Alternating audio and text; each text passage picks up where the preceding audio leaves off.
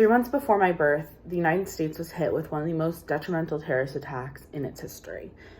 The New York City Twin Towers were struck, killing nearly 3,000 people. If you ask any adult who was alive on that day, they can tell you where they were, where their children were, and exactly what was going on in their life. If you ask my mom, she was just a pregnant woman with an 18-month-old at home and a 5-year-old off at kindergarten. If you ask my dad, he was sitting at the Chicago O'Hare Airport, ready to take off his flight at 7 a.m. to be in the Twin Towers by 9 a.m. That day, my dad's meeting got canceled. So instead of flying to New York for a fun little trip, he canceled it because he had a gut feeling, I need to be there for my wife. What could have been the worst day in my family's history ended up being one of the days that shaped my family forever. It would have changed the course of my brother's, my life, my mom's life. And I don't know where I would have been without my father in my life. In Chicago, it was just me and my family. My extended family is all from the DMV area.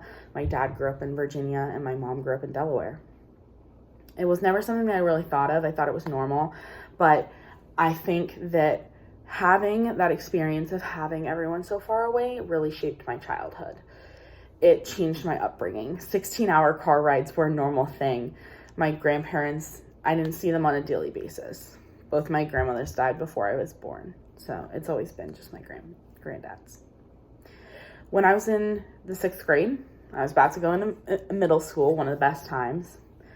I got the call, my parents got the call, that we'd be moving, uprooting my life from Chicago to Atlanta.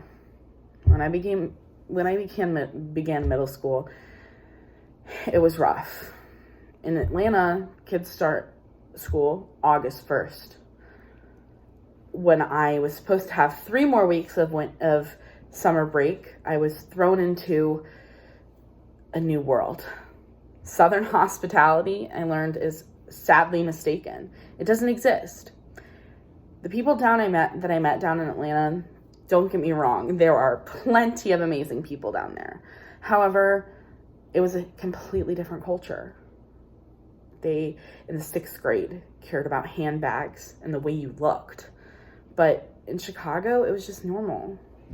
It wasn't something that I ever imagined would be my middle school experience. And I don't think my brother planned on switching schools halfway across the country before he started high school. The people that I grew up with, I'm still close with. I have friends who come down from Chicago to see me in Atlanta. And it just wasn't something that I ever thought would be different. But I wouldn't change it for the world. I made lifelong friends down in Atlanta, and it wasn't until I began rugby that I really felt home.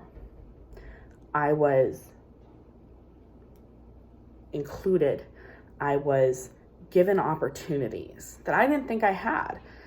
It brought me here to Mount St. Mary's, a Division I women's rugby team, an amazing opportunity. I just will never forget what brought me here and how I am the way I am because of my upbringing. And one thing that I will always be forever grateful for are my 2 brothers. They gave me grit, they gave me drive, they gave me a reason to look at college.